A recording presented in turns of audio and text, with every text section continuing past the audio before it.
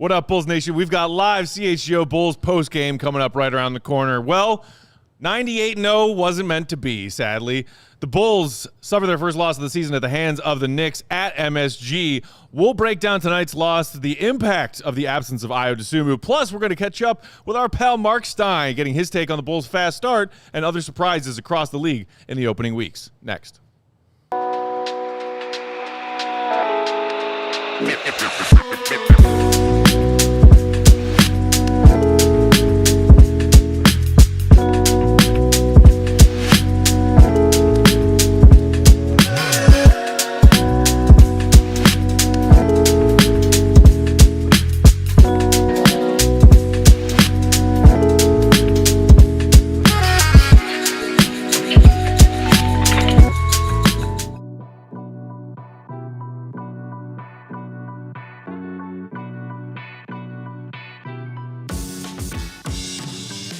What's going on, Bulls Nation? Welcome in to CHGO Bulls postgame. Coming to you live from our studios here in West Loop, downtown Chicago.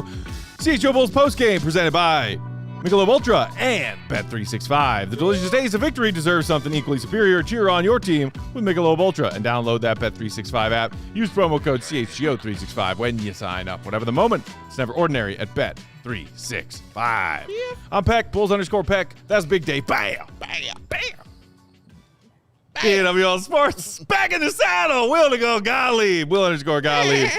The Quaff is back after a great week of work at the UC. And our guy on the controls, back on them, Joey C. What up, Joe? Happy Sunday, gentlemen. Bears win, Bulls lose. Can't have it all. I don't know if Chicago sports fans could have handled that Bears game and then like a miraculous Bulls comeback victory at the Garden. That's a very I think good our point. brains all would have exploded if we Oozed out of our ears. witnessed all of that. Chicago sports, crazy. we're only allowed so much happiness at any given time. And that Bears game was something. That's cool. But hey, We're 5-0. the Bulls went 5-0 and then 5-1. took their first loss of the season to what is expected to be a very good Knicks team on their floor, and they were out for revenge because the Bulls whooped them up on the Bulls floor on Friday. Yeah, they were out for blood, and rightfully so. That's how you should play. They took it personally. And shout out Michael Jordan. As all, good teams should do. They took it kind of personally. You could tell Jalen Brunson absolutely took it personally because he came in from the jump and wanted to play well. 19 points in the first quarter for that young man, dog. Like he was awesome.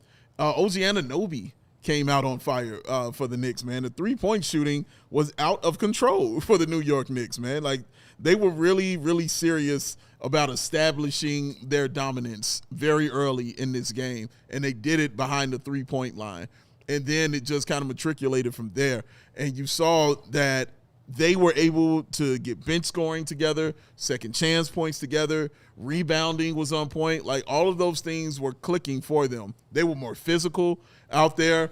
They were pushing and shoving, for sure. And the refs weren't calling it like that. So what you gonna do? You're gonna keep doing it. Those are the rules. So as long as they continue to keep going and keep moving it in that kind of fashion, then it wasn't, it was gonna be a tough day at the office. I'll say it like that for the Bulls. Now, I would absolutely give the Bulls credit for the way they continued to battle in this team. They continued to fight. They really did fight this New York Knicks team. They even came back and took the lead for a point in time in that third quarter, man. Like they really, really didn't give up. So I appreciate that mentality that they had. But the Knicks, it was just overpowering for them tonight. It really was. And a lot of it was just like in every sort of controllable element of the game that we've talked about. In terms of the possession battle, you just look at the field goal differential. The Knicks had 95, the Bulls had 93. The three-pointers you mentioned, Dave, the Knicks 20 of 42 on threes.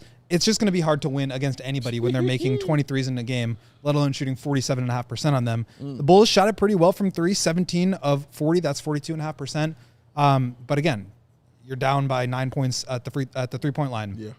The free throws, 9 for 11 for the Bulls. Not great, not terrible, but when the Knicks go 22 of 22, it's hard to compete there. And then the turnovers, the Bulls had 14, the Knicks had 12. So it's just every single facet of the game, they were conceding in those margins. And it's just hard to win when you lose, 2 or 3 of those, let alone all of them, and your opponent hits so many more threes. So it's just a tough battle. I will say this. Ayo Dosunmu did not play, and I felt like his impact on the game, especially in contrast to that last one, where you just saw him putting relentless pressure on the paint, attacking closeouts, attacking off the dribble. There were so many times in this game where it just felt like the Bulls could not get anything going towards the basket, no paint pressure, and that means no one's sliding over to help. The Knicks are never in rotation, and you're never going against a defense where you have an advantage. And I just felt like it was more than the 17 points on 7 of 11 shooting or whatever Ayo would have averaged, because it was every single possession where he was putting that pressure on the rim. And without that, the Bulls just did not really have any way to get into their identity offensively. No, it's very true. I mean, even looking, you mentioned the turnovers, man. Even like blocks, they lost that one. Assists, they lost that one. Rebounding, they only lost by 1, but, still took that L. But for me, it was the fast break points, because that's what the Bulls have kind of been hanging their hat on in these victories that they've been having. They lost that battle 24-19, and some of that 19 came later. You know what I'm saying, in the game. Yeah. But the Knicks, a lot of that stuff, they just really rolled through them. Even points in the paint. I know the Bulls won it, but at one point the Knicks were winning that. Late in that third quarter, they were winning that battle, man. So they beat the Bulls at the stuff the Bulls have been doing well this season. And like, to Goat's point, it's not just about Ayo's box score, missing from the game tonight production-wise, but you just mentioned the fast break points, Dave, and the Bulls wanting to play that style. Some fast break points the Bulls get are one-man fast breaks by Ayo. Like, that's one of the greatest parts of his game. Very true. And I think just from a larger perspective, the Knicks dictated the pace of this game. They slowed it down. It was very physical. I think I saw somebody in the chat mentioning the officiating perhaps being a bit one-sided tonight. And, hey, maybe you get that in the Garden when Jalen Brunson is out there playing in his Knicks jersey, but he has earned that respect by the refs of this league. Agreed. I don't think anybody on this Bulls roster has that level of respect from NBA officials, and I also don't think it was that one-sided of a game officials-wise compared to what I saw some Bulls fans tweeting about tonight. Like, it was just a physical game, and the Knicks were the more physical team, which – if you lose that battle and then you send the Knicks to the free throw line 22 times and they shoot 100% at the line, like the Bulls lost by 12, they lost the free throw battle by 13. There's your game. As you pointed out, Goat, the Bulls did their best to keep up with the frenetic pace at which the Knicks were shooting from downtown tonight, and kudos to the Bulls for keeping it close that way. But, like, Goat, you talked a lot in training camp when you were hearing from Billy and all the players talking about a more physical brand of basketball, particularly on the defensive end. I feel like they got dealt a pretty harsh dose of reality in that department tonight, because the Knicks are one of the more physical teams in this league. Absolutely, and you can see that reflected in the pace. 98 possessions in this game. The Bulls have been averaging 103. So that's just not the brand of basketball that the Bulls like to play. It's a really tough thing to do, especially, and we mentioned Ayo being out. Coby hasn't played. Like, the Bulls' guard depth, and this was something that I noticed early on in the game, was that they started with Giddey and Tre Jones out there, and then when Tre came off and it was just Giddey out there, they started to sink a little bit. And then when Giddey came off and it was just Tre out there, it was even worse. And it's like, these guys are really good players, but when you ask them to do too much where they're trying to create everything on their own, it's overburdening. It's just too much for them to do, and they can get away with it when they're sharing those responsibilities, because if you put pressure up on Giddey, he can hit it ahead to Tre and get you into the offense early. If you attack a drive and you kick it out to Ayo and he's able to attack a closeout and get downhill, that's just like more ball handlers on the court to create those drives,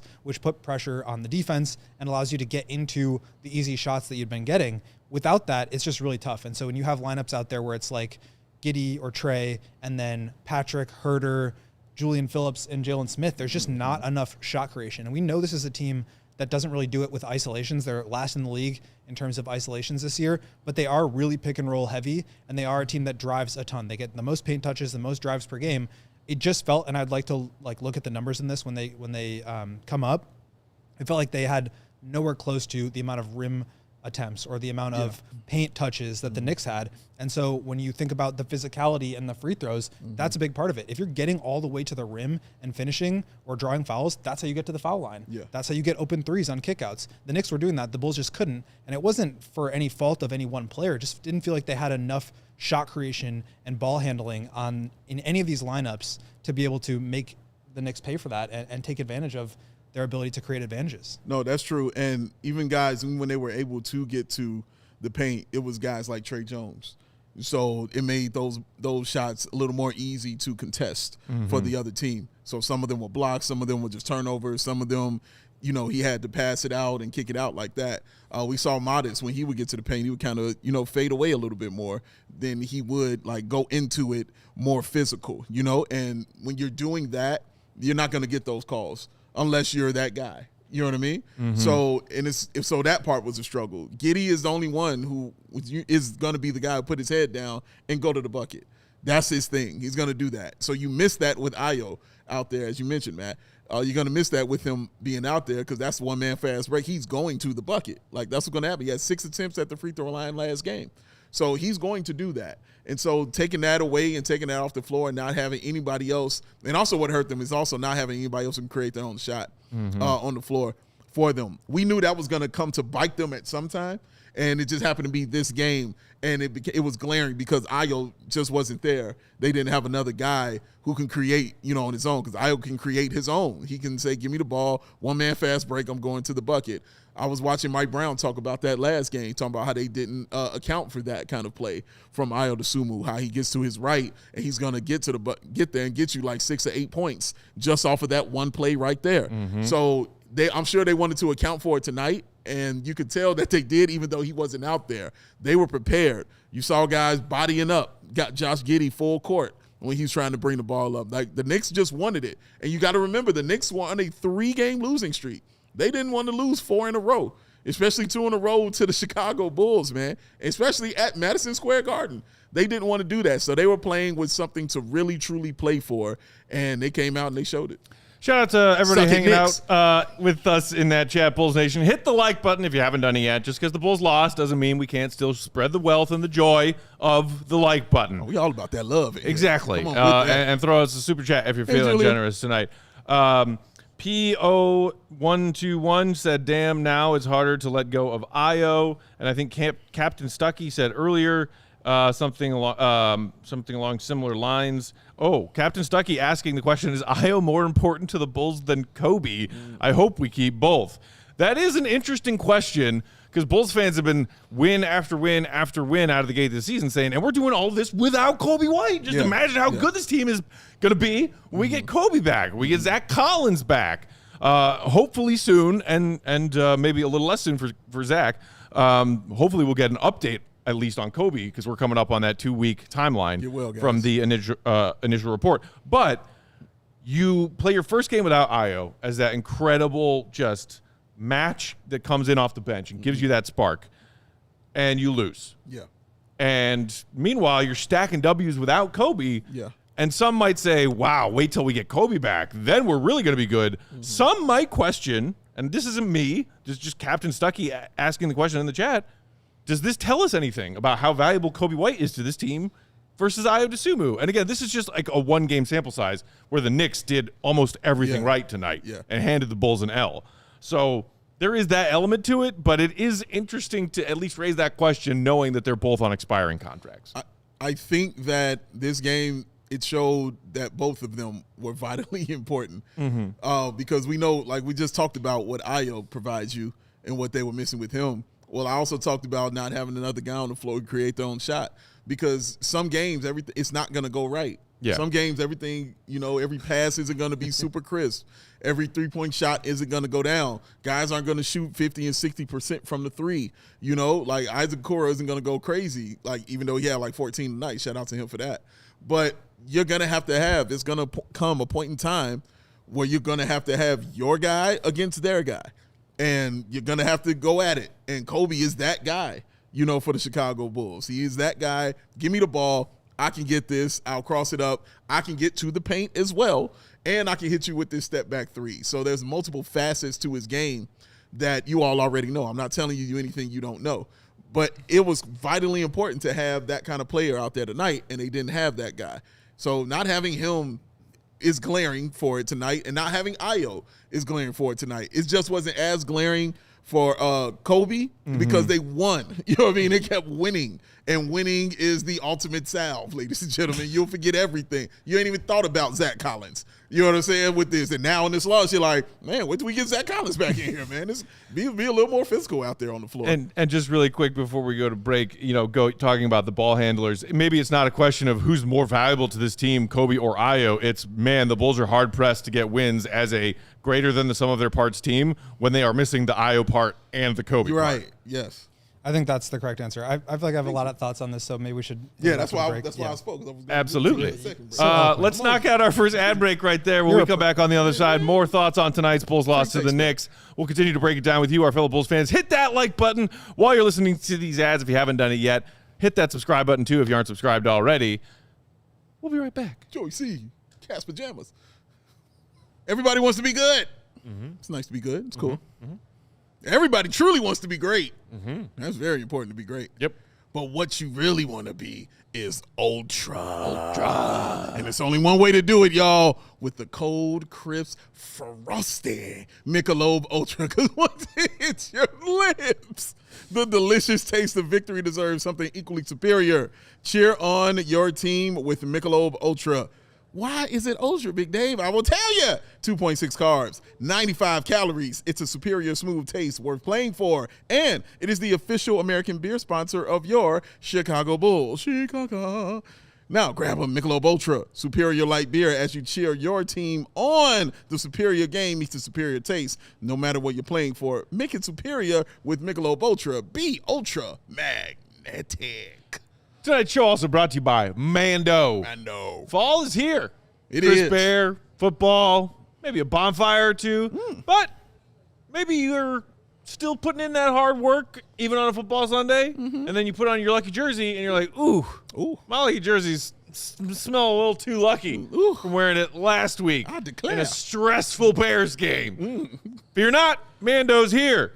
Mando deodorant plus sweat control. It isn't just another cover-up. Mando is one stick, two jobs, powerful odor and sweat control. It controls both sweat and odor for 72 hours, and after just 12 hours, underarm sweat was reduced by 92%. This stuff really works. It doesn't just mask odor, it prevents it. 100% of study participants experienced all-day odor protection. So, you should give Mando a try by shopping at shopmando.com. That's SHOPMANDO.com. And new customers get 20% off site-wide with exclusive promo code CHGO. Shopmando.com. Smell fresher, stay drier from head to toe with Mando. We back. Bye. Dave, speak to the people. I got something to tell you. And you're going to like it. Why? Well, one, because I'm saying it.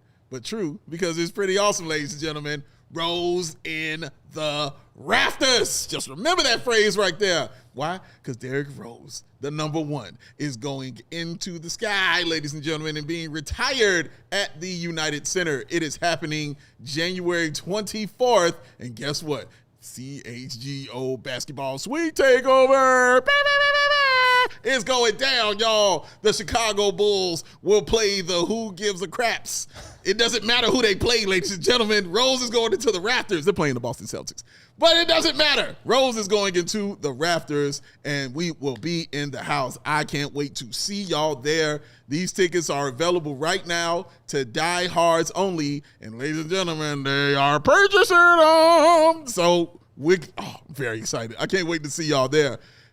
January 24th. If you're not a diehard, guess what? You can sign up to be a diehard, ladies and gentlemen. You can get that. You can get a discount. You get to read all the cool stuff that this young man writes over here, all the cool stuff that the other writers for all the other beats that we cover write. You get a discount on everything we do. Everything. You get all that with a diehard, and y'all get all that on discount right here with the Rose and the rafters for being a diehard. So sign up, become a diehard. Get these tickets. Come hang out in the suite. It's going to be an awesome time. I can't wait. January 24th. I cannot wait. See y'all there. That was like a very possessed voice you just did. Yeah. It's going to be an awesome time. It's going to be an awesome time. Ginas. You missed a great Joey C voice talking about the suite in one of our games where you were at the UC. I miss so much when I'm You go hang out with us in the suite. The Deserts in the suite. Thanks for hanging out with us, Bulls Nation. despite the L, we're here to talk about it, group therapy. This is our first group therapy session. This is our first group therapy session. It took us until November 2nd. Hey. That's great. That's cool. We're 5-1. Things are still groovy. It's good stuff, baby. But so before the break, we were talking about the impact of missing now not only Coby White tonight, but also another reliable ball handler and offensive creator in Ayo Dosunmu. And Go, you had a follow-up thought on that. Yeah, I just think there's so much value in having two guards out there that can really control the ball and create offense for themselves and others at the same time. As we talked about in preseason a little bit, like it's a little bit counterintuitive to have, low volume 3-point shooters out there together. Okoro, Trey, and Giddey is like a little bit maybe dangerous, but the way that it's actually functioning in practice is you have multiple guys that can create off the dribble, get downhill, and that keeps the defense collapsing and moving. And the Bulls have been at their best this year when they've been attacking the paint relentlessly. We saw that obviously from Ayo.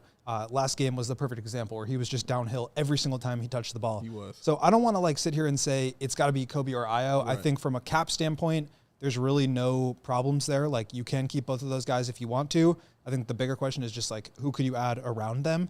And so if you can keep both of those guys, I think they should, because one, you're probably getting relatively good deals on both of them. I'm not too worried about either of these guys getting, these giant contracts from other teams. Okay. And then two, I think having four guys, Trey, Giddey, Coby, and Ayo out there, you can mix and match combinations. The Bulls don't really have anybody that can create in isolation, and so Coby is really the closest thing they have to that, and he was really good at it down the stretch last year. We'll see if that's something he can sustain at that level, but they do need somebody that can do that. And I also think Coby is so talented at moving off the ball, playing next to another ball handler, that he really can do both. He can be the lead guy. He can be the secondary guy. He can be the one that's attacking closeouts. He can be the one that's creating the advantage in the first place and kicking out to a guy who can then attack a closeout. And Ayo, the same thing. He's a better on-the-ball defender. They all have their kind of strengths and weaknesses, and I think that's why you can find combinations that work. But to me, the big thing is, and we saw it tonight, the ability to always have two of those guys out there at the same time is what greases the wheels of the Bulls offense. Without that, I think that's where you get a little bit sticky. That's where Trey Jones has to create a little bit more than he can and shoot a pull-up mid-range shot. That's not really his game. That's where Giddey gets into some of that stuff too. And he can do it. Giddey was fantastic. We could talk about him.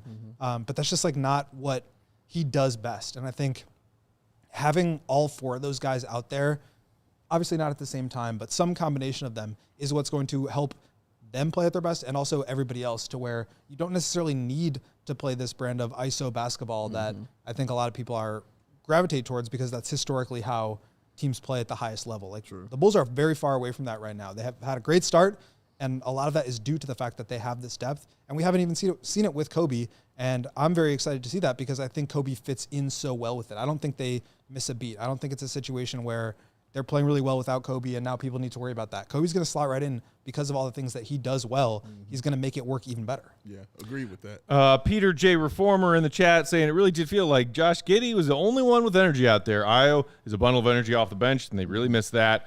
Our guy, Mr. Jelly, what up, Jelly? Saying Giddey's frustration on the court reads and breakdowns showed with good reason. When he sat down next to Ayo on the bench, it seemed like he said something like, "Are you seeing this too?" Craggy. And Connor Ladone saying this was going to be a tough one the way things line up tonight. Still really happy with Giddey's fight. It's obvious he's becoming more of a leader for this team. I mean, credit to Giddey. He was one of the Bulls that was fighting out there. Certain parts of this game and certain parts of this team definitely looked and felt flat at times tonight. I think at times they were just frustrated with the difficulty they were having generating certain looks that they were able to get offensively in those first 5 wins. Giddey did his thing. What did he finish with? 23, 12, and 12. And 10. 23, 12, and 12. Yep. Shout out to him for that. Didn't shoot particularly well behind the arc tonight. Had 4 turnovers, some good, some bad. Not his best game of the season, but certainly still a strong one and a strong effort when he was trying to make things happen with just kind of a stacked deck tonight. Look, that man led the Bulls in minutes, points, second in rebounds, led them in assists, tied for first in steals. Hey-o! He led them in attempts, because he took 19 attempts out there, 52% from the field. He struggled from 3, 1 of 5. That was the first game we've seen, honestly, in a while where I've seen Josh Giddey struggle from the 3-point line. Not have a good game, like struggle. We saw him put up the air ball tonight from the 3-point line. But what that means is that he was 9 of 14 from inside the arc. Yes. Efficiency inside. You love that. Exactly where I was going. Way to be in the brain, man. Boom. But and then also, 2 of 2 from the free throw line. I think that's the other big stat right there is he wasn't getting to the line.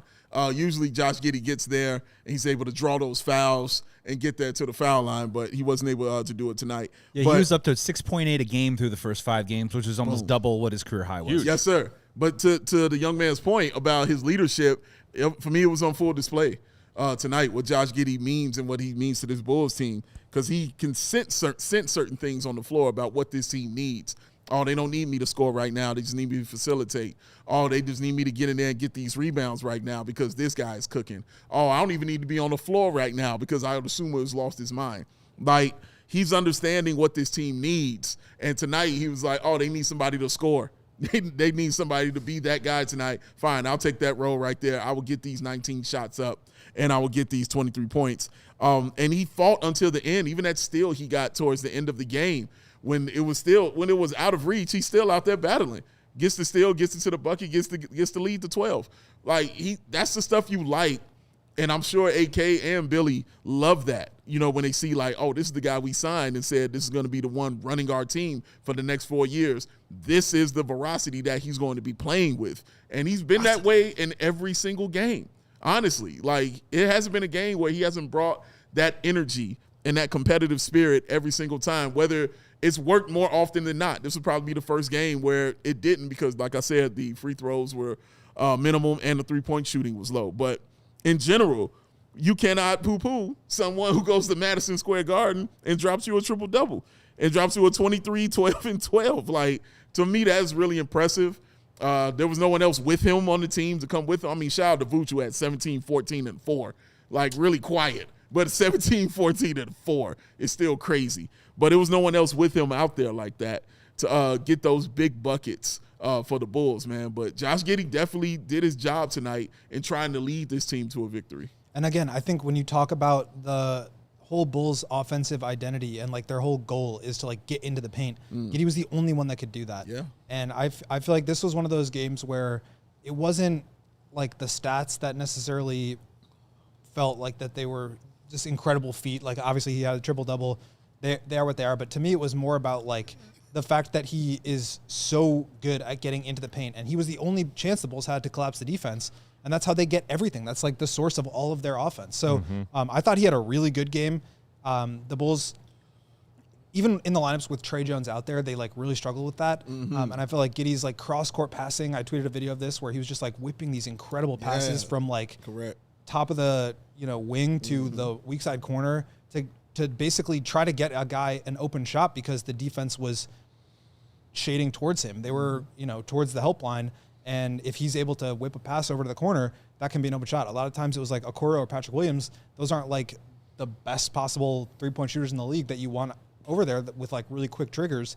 But like the Bulls just did not have a lot of open shots today. And that was their best chance to do it. And so I feel like this was a game for me that really put on display Giddey's value, not just as somebody who can accumulate stats, but as somebody who can generate good offense.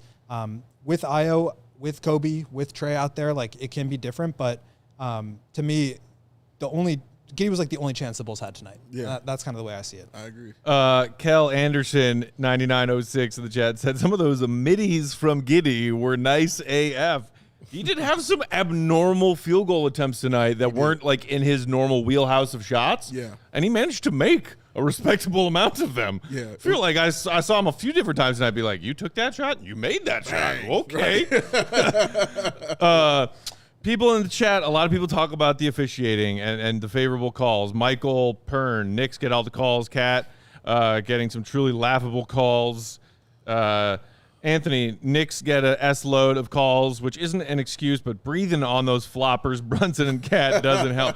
Look, yeah, again, we pointed out 22 of 22 from the free throw line for the Knicks. The Bulls took half as many, 11.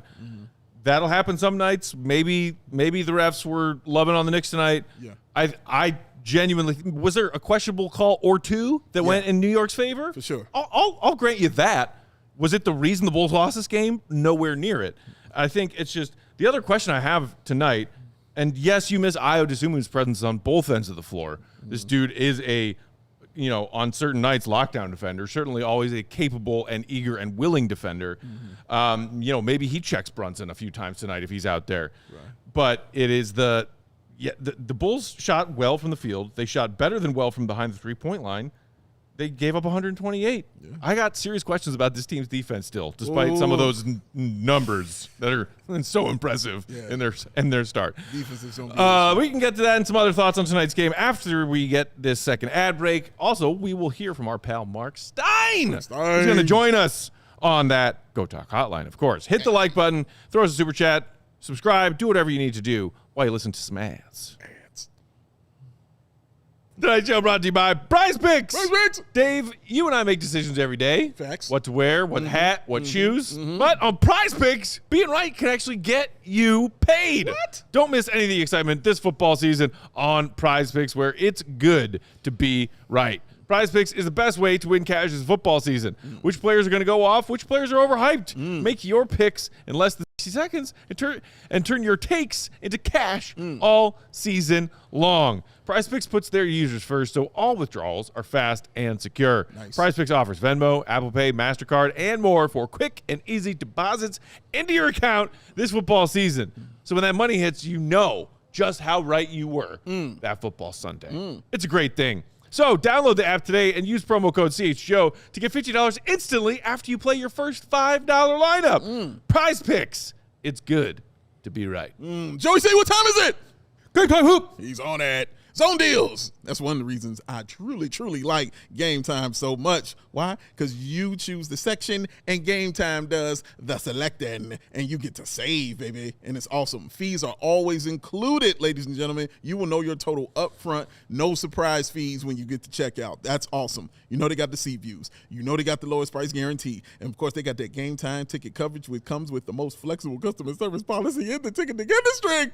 It's so amazing. I love it so much. It's the best. It's Game Time. So take the guesswork out of buying those NBA tickets with Game Time. Download the Game Time app, create an account, and use like CHGO. Get yourself $20 off your first purchase. There's blood.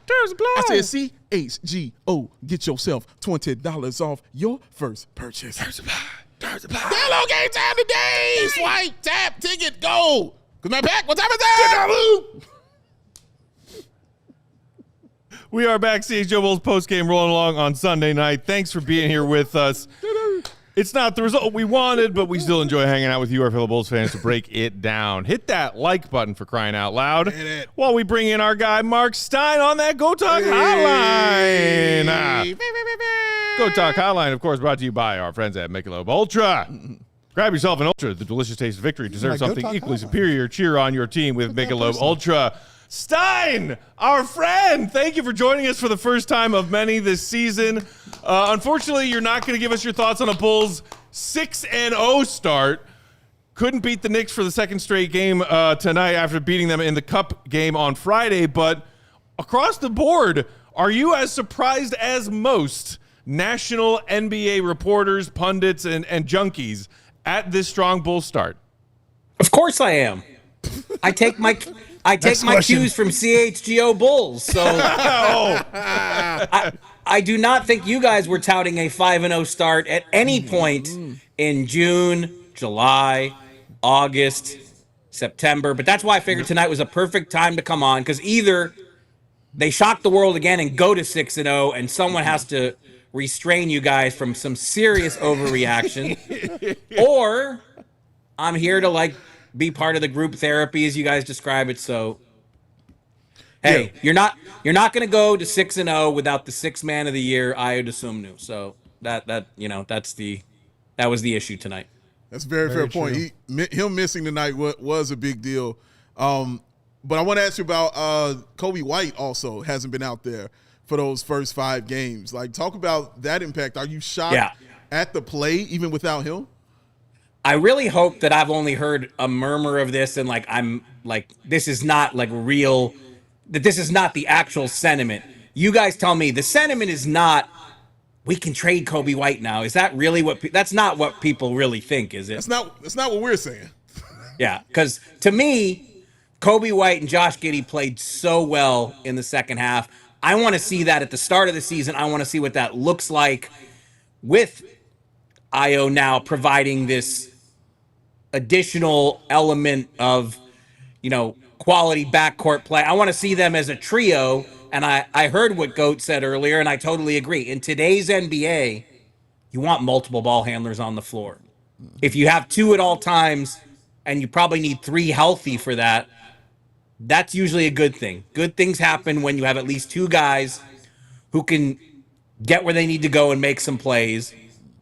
And look, this Bulls roster, it probably doesn't have an all-star, although I think Vooch is off to, throw tonight out. I think Vooch is off to another all-star start. He was borderline in that discussion last season, but there's a very real chance that this Bulls team is not going to have an all-star and is going to have to keep doing it by committee. But look, I think you also have to say that continuity has probably helped the Bulls in this early stage of the season. I know that the extension for Billy Donovan was not a universally celebrated bit of news, but Billy has changed this team's style dramatically starting last season.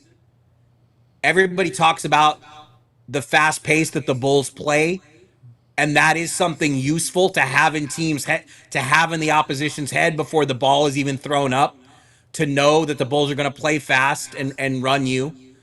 So I think you have to say that sticking with Billy Donovan, sticking with a system that everybody already knows, that's helped the Bulls get off to a much better start. And, I said this on the All NBA pod a couple days ago with Adam Matez, our colleague, that it's just nice to be talking about something fun. Yeah. So often when I join you guys, we're not having fun. Actually, no, we're having a ball every time. You guys always have fun, but you know what I'm saying. Our subject matter is always very serious and dour. Fair. And so True. Somber. It's nice to get carried away and to go 5-0. Oh my God, 50-win team. It's fun. 50 wins? I don't know, but either way, winning is fun, Goat. It is. And, I think also you kind of mentioned continuity and taking it step by step. I don't think there was anything the Bulls were going to do last offseason that turned them from a 39-win team into a 55-win team or a championship contender. So I do think that there's something to be said for building and taking steps forward. Now, they actually need to take steps forward in order to take steps forward. The last couple of years, that has not been the case. Yeah. But you can't argue that that we're not seeing that right now. And so, Mark, I'm curious from your perspective, kind of zooming out, national perspective, big picture, what is the perspective on the Bulls? Are people talking about this team as somebody that can, win 45 plus games, as some team that is actually more respected than in years past, where the national narrative has always just been, what are the Bulls doing in mediocrity every single year? Yeah, look, roster-wise, I think those questions were all still there. And we haven't seen Coby White yet, and that will be a topic between now and February 5th at the trade deadline. Once Coby comes back, what does it look like? Look, we know Josh Giddey wanted a deal that paid in the $30 million a year range. He ended up settling for $25 a year, and by all accounts, Coby White wants more than what Josh Giddey was seeking. Are the Bulls willing to pay that? First question, will Coby White come back and play at the level that merits that? But yeah, once he's back and you see the full team, I think there will be a lot of curiosity about what the Bulls might do with their roster between now and February 5th. I don't need to tell you guys because you live this every day. The Bulls are conservative in the extreme. I don't think we ever expect in-season moves from them. But look, even if they came out and said Coby White is going nowhere, the phone's still going to ring. Yeah. Teams know his contractual situation, and they will test the Bulls' resolve to see if there's any way they can get him. But if it's me, I want to give these guys an extended run here, 2-3 months, and see what it looks like when everybody's healthy. Buzelis does look ready to take the leap that a lot of people were hoping for. So, there is good stuff happening. No question about it. You mentioned that he is freshly signed on this new contract, Mark, but Josh Giddey, I'm sure our chat would eviscerate us if we didn't get your take on what you have seen from the $100 million man through this 6-game sample size where, tonight he put up his first triple-double of the season in a losing effort.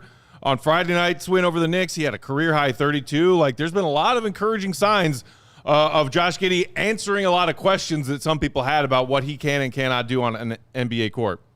Yeah, because I remember when he signed that deal, I was clearly in the camp of, that's a good number. The Bulls did well here.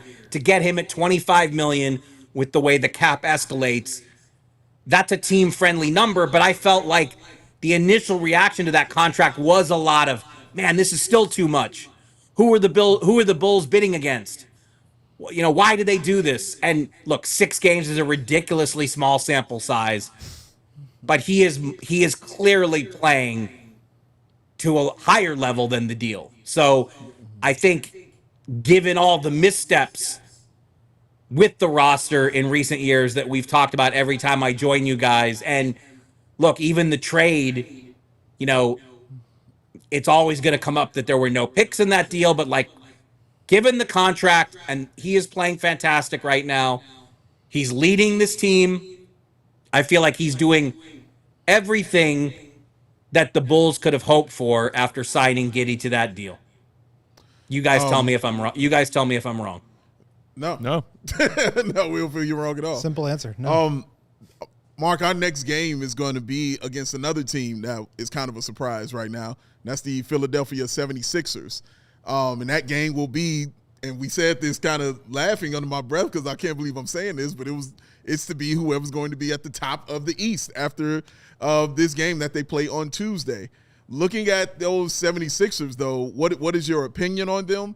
And which team has surprised you the most about where they are? Because even though Philly has pieces, they still had a rookie. We still weren't sure about Embiid's health. I don't think anybody had them at this high right now in the East. I would actually say Philly is the larger surprise to me because Embiid has been on a serious minutes restriction. Paul George hasn't played. Maxey has gone to another level, and Edgecombe is so NBA ready. You guys know I live in Dallas, and the way a lot of people were talking about this rookie class was like, Cooper Flagg, runaway rookie of the year, just give it to him now. But, Dylan Harper unfortunately got hurt tonight in San Antonio, but Dylan Harper has been very good.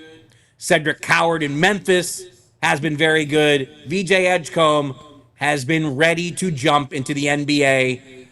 And the Sixers, not unlike the Bulls, are playing fast, leaning heavy on their guards. And also, you talk about a fan base that's been through it over the last several years. I'm sure they're loving this. They haven't had McCain yet either. McCain's finally working his way back. But these are just two curveballs that really nobody was expecting, and you're in the right conference. That's the other thing, too. The East is so wide open. I mean, you guys have been talking all night about how hungry the Knicks were, but the Knicks have, like you said, the Knicks have dropped a few here. Mm-hmm. Cleveland hasn't been, you're not going to compare to a 15-0 start like we saw last season, but Cleveland is not playing at anywhere near their peak, and they're also shorthanded as well with no Garland, no Strus. So, and then everything else in the East is up for grabs. So Bulls fans, I'm sure, just, so sick of, the words play in just probably lead to convulsions. Triggering. But this is an opportunity to win 45 and move up the ladder. For sure it is. Mark, I'm glad you mentioned the rookie class because I've been wanting to get your perspective on the Cooper Flagg experience so far. He's done some great stuff. Nobody's talking about it because the Mavs were off to a 2-4 start, and it could have been, guys. They had a 5-game homestand to start the season. Longest I've ever experienced. And I was even thinking, I started covering the league in the 93-94 season. And I'm like, a 5-game homestand from the jump. The last 5-game homestand to start a season in the NBA, you got to go back to the 83-84 season. Wow. The Kings were in Kansas City, not Sacramento, playing at Kemper Arena. It's the last time we saw it. And the Mavs, Nesmith had an absolutely wide open right wing three at the buzzer that could have consigned the Mavs to a 1-4 start. The Mavs did escape 2-3, but look, with the starting lineup the Mavs have adopted, they've made defense the focus. Cooper Flagg is listed as the point guard every night. He's really more of a point forward, but you compare it to Philly, it certainly helps Edgecombe tremendously that he gets to play next to Maxey. The Mavs, like I was saying, in a perfect world in today's NBA, you have two proven ball handlers on the floor at all times to collapse defenses, get in the paint, create open threes for other guys. The Mavs often have none in this early stage of the season with no Kyrie Irving, no Dante Exum. They have signed D'Angelo Russell. Brandon Williams has been in and out of the line. I mean, they just do not have a lot at point guard. So Cooper Flagg has had to play out of position. I think he's ultimately going to benefit from going through all this greatly. But, you know, like I said, he's had some solid nights and some tremendous moments. But the team as a whole is not doing great. So it's hard to get too celebratory about the Cooper Flagg experience when you're 2-4 and you were so very nearly 1-5. And tomorrow night, Mavs are going to Houston to face a physical and monstrous Rockets team. Oh my God. Yeah, that's nasty. Any update though on Anthony Davis and his injury? This is a weird one because, Tuesday they listed him with bilateral Achilles tendinopathy, which basically means both of his Achilles were sore. Yet he was listed as probable and plays Wednesday night. He lasted less than 7 minutes. 2 days later, MRI says calf strain. He's out till they get back from this road trip on Tuesday. But he also did get he got a pregame workout in. So, I mean, that's my long-winded pretend doctor way of saying, guys, I do not know. Stein, speaking of all of these NBA teams that reside in that great state of Texas, the Bulls have the Spurs right around the corner on their schedule. Good I luck. know that Mavs Spurs rivalry is something. You have covered the NBA and its most dominant stars for a long time. I am curious to get your take on Wemby's start to this season. Is he legitimately in the MVP conversation for you? I think he's gonna be. I mean, I came into this season with a very clear goal. I've only seen Wemby in person a few times, and the luck just never seems to fall my way. The 3 or 4 times I've seen him in person, he didn't have one of those games where he just does things that bend your brain. Yeah. And the first time he was supposed to play in Dallas, I don't know if you guys remember this, as a rookie, he had a tangle with the ball boy on the baseline, and the Spurs had to scratch him from the game. So one of the games I was supposed to see him live, he didn't even play. And so I was really like, I want to see one of these games where Wemby just does crazy Wemby stuff. And opening night, like you said, this is my 33rd season. I've been blessed to see a lot of ridiculously special individual performances. My first year as a beat writer, I had a courtside, literally on the floor seat for David Robinson's 71-point game to clinch the scoring title in Clipperland, with Dennis Rodman bringing Madonna to the game. That's a whole show in itself. Madonna in the Spurs locker room after the game. That was pre-pop, by the way. So Wemby was just like the numbers 40 and 15. I've seen a zillion individual performances better than that, but just it was the way he did it. He's shooting far fewer threes. He is attacking the rim relentlessly.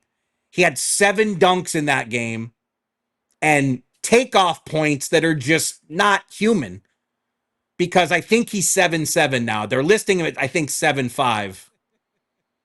Yeah, he's just like he truly is. You've just never seen anything like it. So I just hope for your guys' sake that he has one of those nights that you want to see things that you've never seen before. and he's so capable of it. Or if we're rooting for a Bulls win, we hope he has a night like tonight. As somebody in the chat just pointed out, Spurs it just went final, took their first L of the season at the hands of the Suns. And they lost Dylan Harper tonight, so a really bad night for San Antonio. That's rough. And Wemby finished with just 9 points on 4 of 14. But yeah, I'm personally I hope that the Bulls win the game and we see a crazy highlight reel kind of game from Wemby because the dude bends your brain. Yeah. Hopefully Kobe's back to punch one down on him again. Oh, yes. That's right. People forget. So before we let you go, Stein, as we look ahead to this next part of the Bulls schedule, it presents challenge after challenge. Dave mentioned the Sixers. I mentioned they got the Spurs on deck. They also have to play the Bucks in a cup game later this week. Then they've got to play at Cleveland. They've got to play the Pistons again, who they did beat in the opener, but this time in Detroit. Do you feel like Bulls fans can feel good about this team that they have if the Bulls come out of that part of their schedule and are still an above 500 team moving forward? Yeah, like the schedule to this point, okay, there's probably been some fortune in there, but I wouldn't expect they go from 5-1 to immediately dip under 500. They've been very solid. And again, I think they play in a manner that other teams don't love dealing with. And like everything in this league, because there are so many damn injuries, it really depends on health. They're not, because you're doing it, they've relied so much on bench production. The bench numbers have been so good.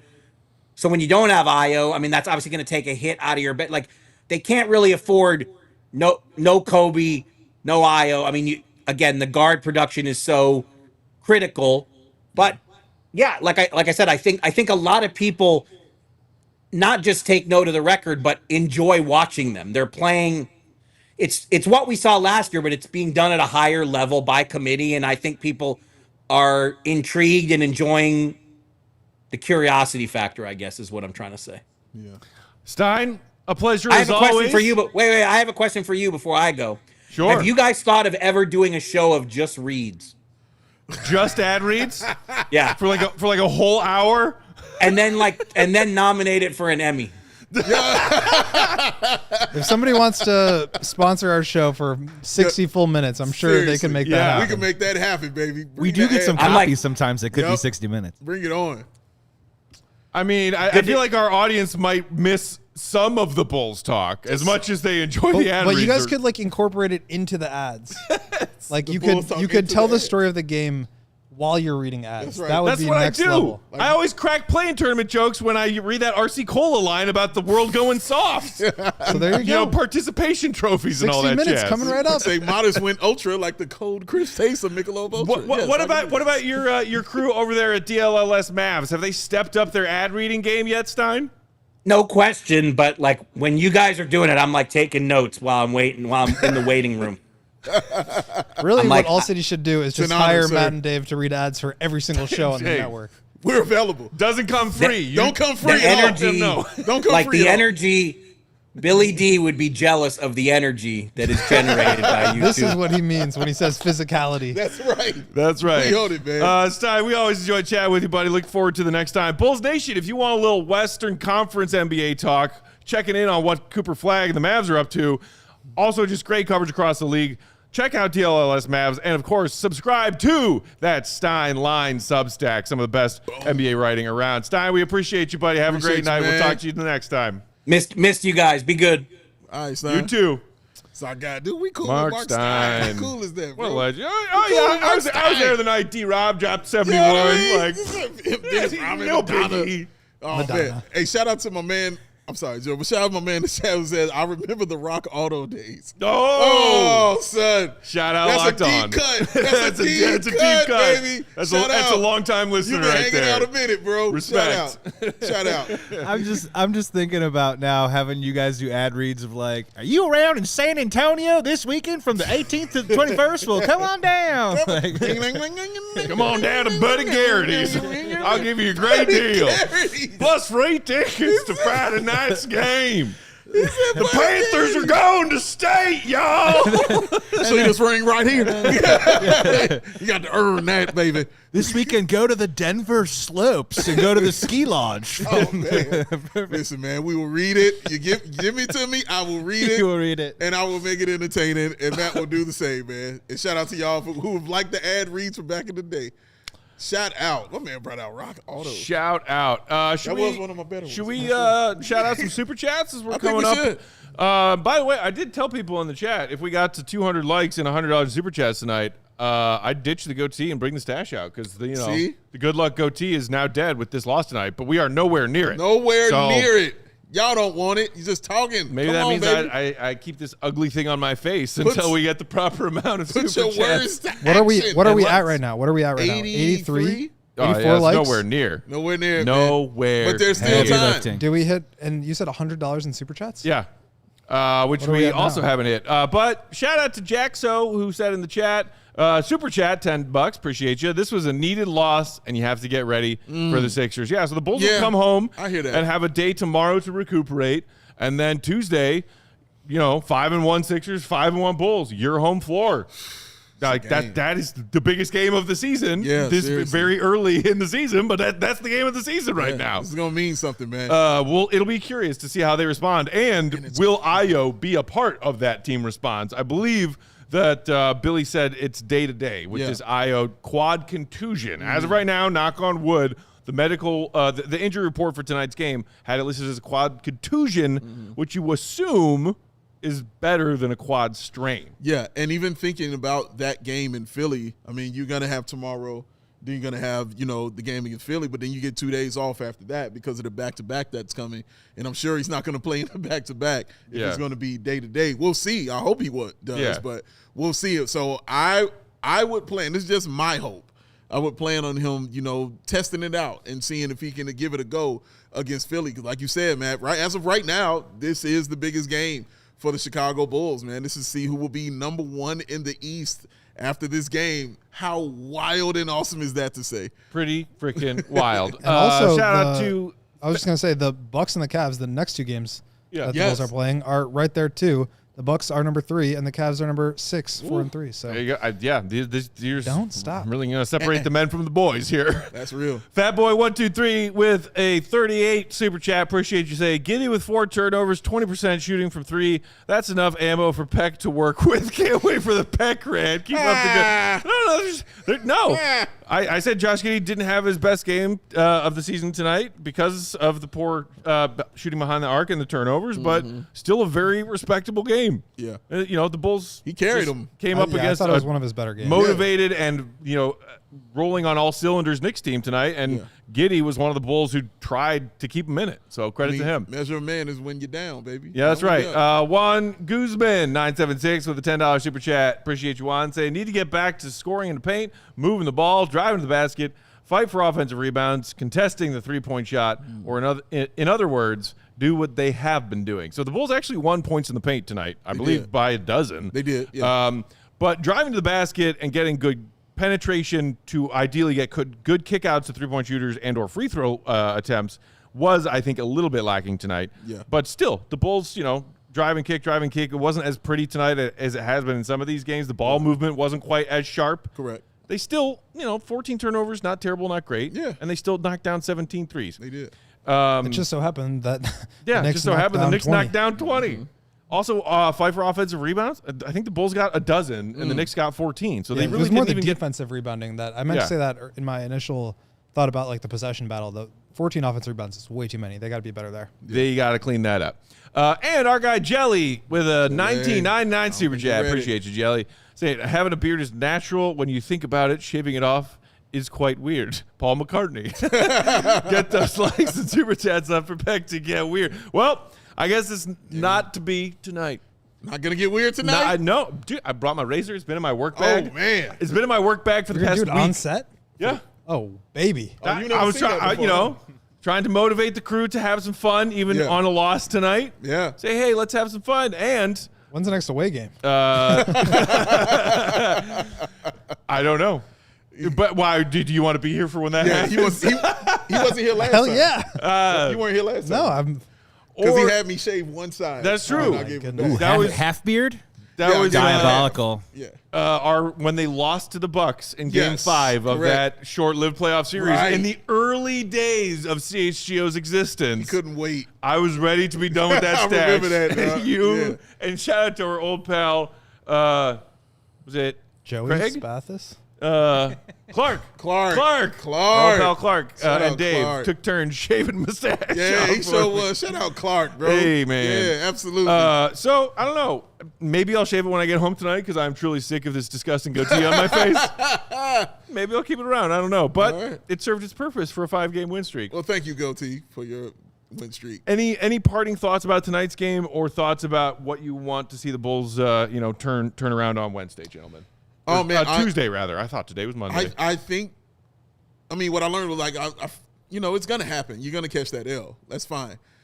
I kind of like the way they lost, to be real with you. Like, it didn't feel like the wheels came flying off, for the team. It felt like an NBA loss, if that makes any sense. But like, oh man, no, we lost to a team who was hot, who, didn't miss from the free throw line, whose best player was being their best player. He's scoring 30. Like, they had to get up for the Chicago Bulls. And I think early on in the year, I don't think some of these teams were getting up for the Chicago Bulls. And the Knicks, after that ass whooping they took at the UC, they were like, oh, no. You know what I mean? Like, we ready. We want to play y'all. And for me, that's saying something because the rest of the league is going to be looking at stuff like that. Like, oh, man, we can't go kick it out the night before like we used to in Chicago. We might have to get some sleep, before we play this team. So I liked it. And the fact that we were still missing some pieces and still gave them a good run. We still really gave the Knicks a good run. I like that aspect of it. And the fact that they're playing meaningful games, man, even this early in the year, they're playing a meaningful game on Tuesday. That's exciting to me. To me, I feel like outside of maybe a run in the second quarter with Jalen Smith, who we didn't mention tonight, but had a really hot stretch there in the second quarter. For real. To me, that was like really the only time in this game that it really felt like watching the Bulls this year. Not to say that they like played poorly. It just didn't really feel like they really tapped into their peak of what they can do and what they have been doing. Right. And yet still they shot 48% from the field, 42.5% on threes.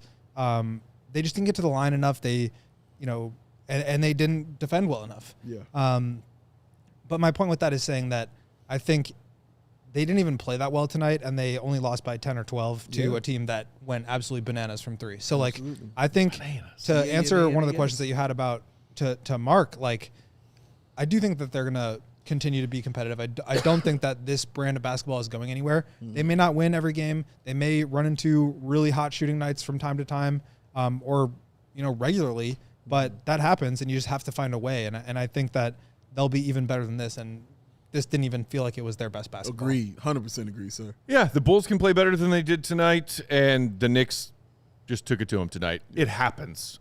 You play 82 games. They're not all going to be perfect. Right. They're not all going to be wins. Yeah. But, hey, 81-1, still in the picture. Still I on think the I saw table, somebody baby. mention that earlier. 75 wins. Yeah, that's right. All right, we'll get out of here for tonight. Just another reminder to check out Stein Stuff, the Stein Line Substack. Subscribe to it. It's great. Check out DLLS Mavs and their great coverage of Western Conference NBA hoops. Follow GOAT at Will_Gottlieb. Read his stuff, allchgo.com. Tonight's instant reaction column with all three of our thoughts is up and available for all to read. That's free. No paywall there. Check that out. But check out all of GOAT's great writing for diehards only by becoming a diehard. If you are already a diehard, shout out to you. Great life choice. Big Dave is a bow. AWL Sports. Bulls_Peck. CHGO_Bulls. No, I'm sorry. It's just like, hey, could have been 6-0. It's all right. Okay. We'll I was move like, man, he took a moment right there. All right, well. shout out to our king of the controls, the one and only Joey C. I will remember And Jelly, tomorrow we will be back with a live pod 4:30 Central to bridge that gap until Bulls Sixers showdown on Tuesday. Yeah. We will talk to y'all then. Yes, we will. And hey, Bears got a W today. Bears! So it was still a happy Sunday for all in Chicago. Joycey? Till the end of the road, but I can't let go. 5-0. It felt so good, but we move on. Have a great night, Bulls Nation. We will talk to you tomorrow afternoon. In the meantime, see Red. Be good. Shout Hit the out, like. boys to men. Love ya. Peace. We all silly like the mayor.